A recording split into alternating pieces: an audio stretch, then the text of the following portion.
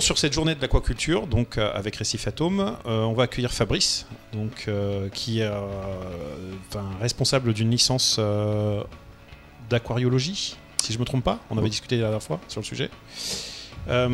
Du coup, peux-tu nous expliquer donc, pour quelle structure universitaire tu travailles et quel est le cadre de cette licence? Alors, bonjour à tous, donc moi je suis effectivement enseignant-chercheur à l'Université de Lorraine et donc la formation dont on parle, elle s'appelle aquaculture continentale et aquariologie, donc il y a bien les deux, et donc on est situé à Nancy. D'accord. Du coup, ce qui va nous intéresser beaucoup plus aujourd'hui, c'est la partie aquaculture. Peux-tu décrire un petit peu le programme, ce qui est au programme au niveau des poissons et des coraux? Alors en fait, cette formation, elle a une trentaine d'années et elle est beaucoup reconnue maintenant dans le domaine en ce qui concerne l'aquariologie, puisque ça fait 30 ans qu'on a des partenaires à peu près tous les aquariums de France. On a aussi les animaleries et c'est vrai qu'on sensibilise beaucoup les étudiants à la partie reproduction, donc à la partie élevage. Et c'est quelque chose qui se développe de plus en plus. D'accord. Donc ça fait partie du cursus d'avoir des travaux pratiques, par exemple sur le bouturage de coraux et d'autres techniques qui permettent justement l'aquaculture sur table. Absolument, donc on alterne beaucoup. Alors la formation est très courte, hein, c'est 16 ou 17 semaines à Nancy, et après les étudiants vont en stage ou alors ils sont en alternance. Et donc sur la partie, il y a 450 heures de cours à peu près, donc il y a beaucoup de théorie. Et il y a effectivement quelques TP de bouturage ou de collage d'aquarium, mais c'est vrai que les étudiants, ils font la partie pratique beaucoup plus quand ils vont en stage. Et ce qu'on fait aussi, c'est qu'on fait des visites d'entreprise qui sont souvent très appréciées par les étudiants. Donc on va dans différentes structures, donc dans les aquariums notamment, donc ils sont allés sur Paris cette année. Et puis on vient visiter des structures comme chez Boris. Ouais.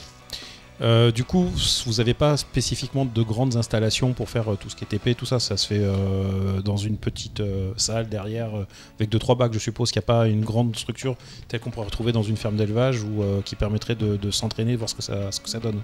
Alors il y a deux choses, il y a effectivement, c'est pas si grand que ça. Alors on a un partenariat privilégié avec le Muséum Aquarium de Nancy, puisque cette formation est née historiquement dans cet établissement, et puis progressivement elle est allée à l'université, mais on garde toujours des liens extrêmement forts avec le Muséum Aquarium de Nancy. Donc les TP, une partie des TP se font là-bas, notamment les bouturages des coraux. Et effectivement, 16 semaines, comme je l'ai précisé, c'est très court. Et donc, on essaye d'apporter le maximum de connaissances théoriques, puisqu'on sait qu'après, ils vont l'appliquer en stage. D'accord, ok. Tu connais à peu près le pourcentage de personnes qui va aller réellement dans notre loisir, donc dans l'aquaculture de coraux ou en magasin animalerie, sur une formation ?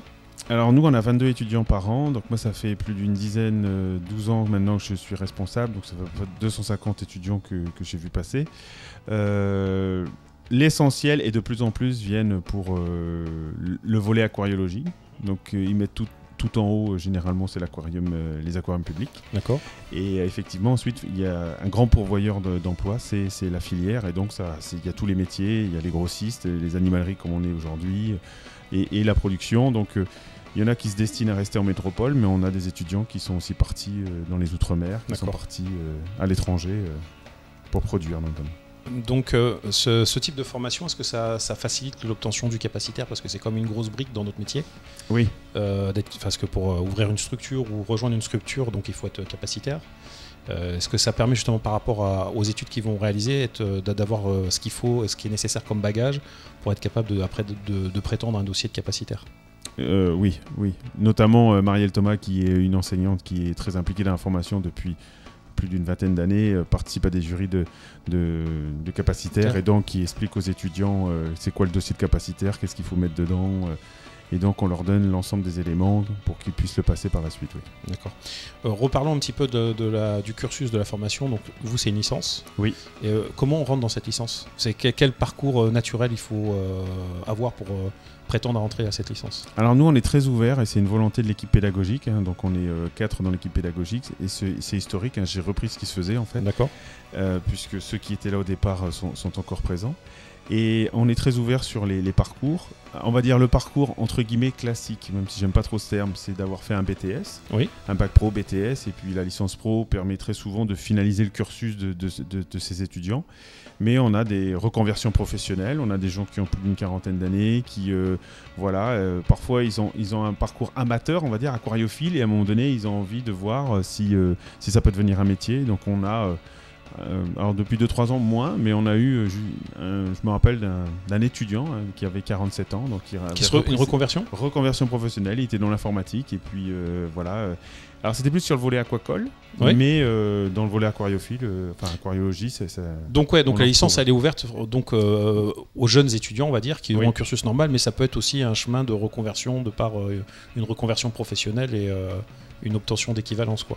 Oui, et en plus, j'ai reçu un mail, mais c'est typique des mails qu'on reçoit. Ouais.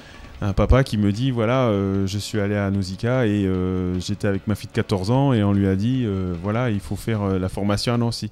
Donc la personne, c'est probablement dans 7 ans qu'on va peut-être la retrouver. Ouais. Donc ce qui montre que, voilà, et j'ai une autre anecdote, c'était une maman qui était venue en disant que son gamin, il adorait les poissons, mais elle savait pas qu'est-ce qu'il pouvait faire comme métier. Et j'ai dit, mais madame, vous me donnez 3 heures, je vais vous expliquer tous les métiers possibles. Donc votre enfant, il peut travailler dans plein de types de métiers dans le monde entier. Donc c'est ça que j'adore sur le poisson, de manière générale, les animaux aquatiques, c'est qu'il y a une diversité de métiers qui sont très peu connus, en tout cas du grand public, mais quand on est dans la filière, on sait bien qu'il y a beaucoup de débouchés. Alors toi qui es très engagé dans le domaine de la recherche, de l'aquaculture, dans les projets, si on reste spécifiquement dans notre domaine de l'aquaculture de loisirs ornemental, pour toi c'est quoi les prochains gros défis de notre loisir, de notre passion? Alors il y a effectivement la problématique, et elle est vraie pour monsieur tout le monde, pour les animaleries et aussi pour les aquariums publics, c'est l'approvisionnement, c'est-à-dire éthiquement qu'est-ce qu'on peut faire, quelles sont les méthodes de prélèvement, et ensuite est-ce que l'élevage peut être une solution pour réduire les prélèvements et puis avoir une empreinte carbone qui soit plus faible. Et donc effectivement, oui, c'est de plus en plus en train de se développer et c'est probablement quelque chose qui va se renforcer dans les années qui viennent, ça c'est certain. Du coup, parce que cette question en amène une autre en fait, c'est est-ce que 22 étudiants par an c'est suffisant si on passe d'une industrie de capture à une industrie d'aquaculture? Je suis désolé, mais c'est... Non, j'aimerais te dire que c'est pas assez, mais après il faut être extrêmement raisonnable. Des gens qui vivent de cette production en France, c'est de la production je parle, pas de la vente. La production c'est quand même restreint. C'est quand même des marchés de niche. Et donc si on formait 100 jeunes pour faire de l'aquaculture, de l'aquarioculture, que ce soit les poissons, les coraux ou tout ce qu'on veut, non, il n'y aurait pas de débouchés. D'accord. Nos principaux pourvoyeurs d'emplois, c'est donc un peu les aquariums publics, quelques emplois, 4-5 par an, les animaleries, et puis après il y a le volet aussi recherche, qui est de plus en plus demandeur, parce que les animaleries, par exemple le zébra, c'est devenu un poisson modèle, et donc c'est très recherché. Leur profil est très recherché. Mais non, sincèrement, c'est là où je suis surpris en fait, si tu veux, parce que ce matin j'ai passé avec Emer, avec Alain Dudé, avec plein de gens. Ils ont tous, ils ont un parcours comme universitaire globalement, mais tu sens qu'ils sont tous fait une voie universitaire séparée en fait. C'est que on attendrait plutôt l'Ifremer ou des choses comme ça sur des domaines de ce type-là, parce que c'est un enjeu. On a quand même le plus gros domaine maritime mondial. On a quasiment toutes les espèces connues de notre marché. Elles sont sur nos territoires, même si ça vient d'Indonésie, tout ça, on a les mêmes, même si c'est une forme endémique différente. Et en fait, on a l'impression qu'en France, on survole alors qu'en fait, on aurait une grosse capacité. On pourra faire très bien de la capture de larves pour les ramener en France, les étudier, faire du post-larvaire, après les passer en élevage, etc. Et en fait, on laisse ça à une poignée de pionniers, tel Alain, là.